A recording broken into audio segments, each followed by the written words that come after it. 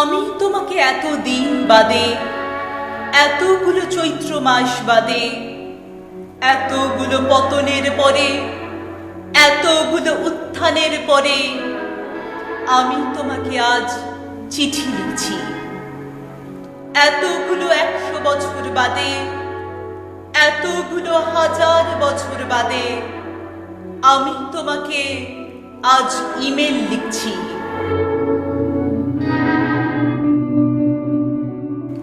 আমি ইতিহাসে প্রথম, আমি ইতিহাসে প্রথম লজ্জা, আমি ইতিহাসে প্রথম লজ্জা রজস্বলা, আমি ইতিহাসে প্রথম লজ্জা রজস্বলা, প্রথম শ্লীলতাহানি।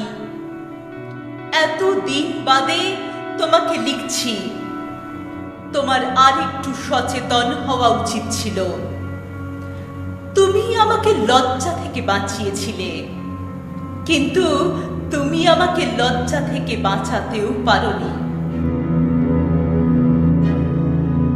আমি সেদিন ঘরে ছিলাম। আমি সেদিন এক পাত্র জলে পাপড়ি ছড়িয়ে পা ডুবিয়ে বসেছিলাম। মাসে 3 দিন আমি পায়ে ফুল লাগাই। মাসে 3 দিন আমি পা ডুবিয়ে মানুষ সরোবরে চলে যাই। সাঁতার কেটে আমি 1 অনন্ত, 2 অনন্ত, 3 অনন্ত পার হয়ে বাবার কাছে ঘুরে, মায়ের কাছে ঘুরে আসি। ছোটবেলার উঠোনে গিয়ে শিউলি কুড়িয়ে আনি। আমি সেদিন ঘরে ছিলাম। তোমরা আমাকে রাজসভায় ডেকে আনলে। ওটাকে ডেকে আনা বলে না, ধরে আনা বলে। রাজসভায় ডেকে এনে পরিকল্পনা করে একটা মেয়েকে তোমরা নগ্ন করে দেখতে চাইলে। আমি বলেছিলাম আমার শরীর ভালো নেই। একটা সুন্দর সুস্থ মেয়ে যখন বলে আমার শরীর ভালো নেই, তার মানে তোমরা জানো না। কিন্তু আমি প্রতিটি চোখ দেখতে পাচ্ছিলাম। পুরুষের চোখ আমি চিনি। কোন চোখে ফাল্গুন, কোন চোখে বৈশাখ, সেটা সবচেয়ে ভালো বোঝে একটা মেয়ে। তুমি আমাকে রক্ষা করেছিলে। তুমি আমাকে ঠিক কতটা রক্ষা করেছিলে কৃষ্ণ? সাগরের জলে ডুবতে ডুবতে, জল খেতে খেতে কেউ যখন পারে উঠে আসে, তখন তার দিকে হাত বাড়িয়ে দিলেই হয় না।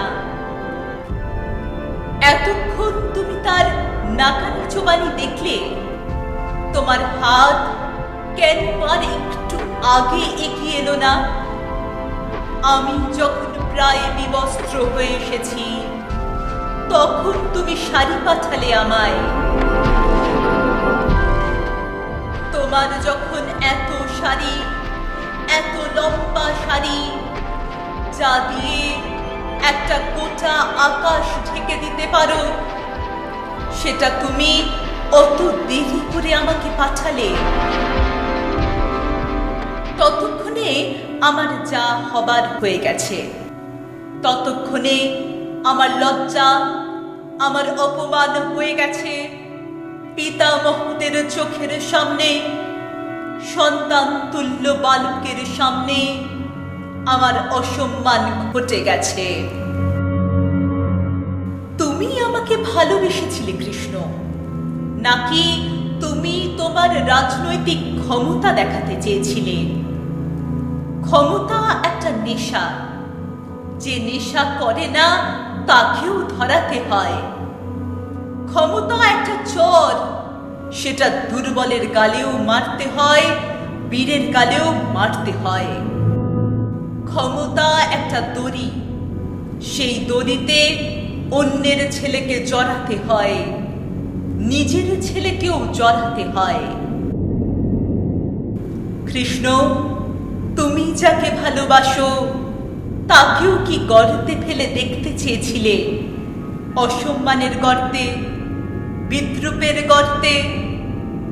তুমি কি বোঝাতে চেয়েছিলে প্রতিটি পুরুষ আসলে পুরুষ?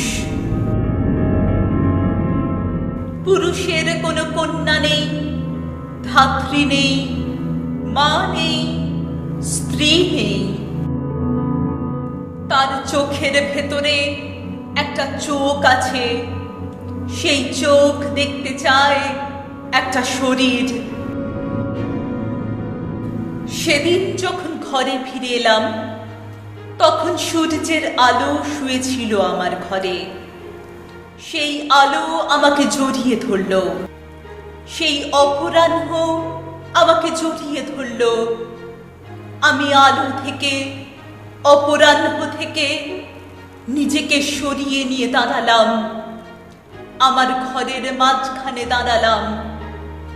যেভাবে সেদিন দাঁড়িয়েছিলাম নিজের ঘরে, একটা একটা করে পোশাক খুলে দাঁড়িয়েছিলাম। 100 বছর, 1000 বছর বাদে, 2000 বছর, 3000 বছর আমি ঠিক ওইভাবে দাঁড়িয়ে আছি। আমার শরীরে কোনো কাপড় নেই, কোনো সুতো নেই। কেন আমি ওইভাবে দাঁড়িয়ে আছি সবাই জানে। তবু এক্ষুনি একটা সিদ্ধান্ত হবে, আর একটি রাজসভায় সেখানে বাবা কাকারা সমবেত হবেন,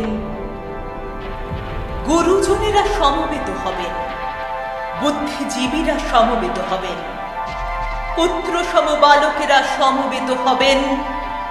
সবার সামনে আবার আমাকে বিবস্ত্র করা হবে।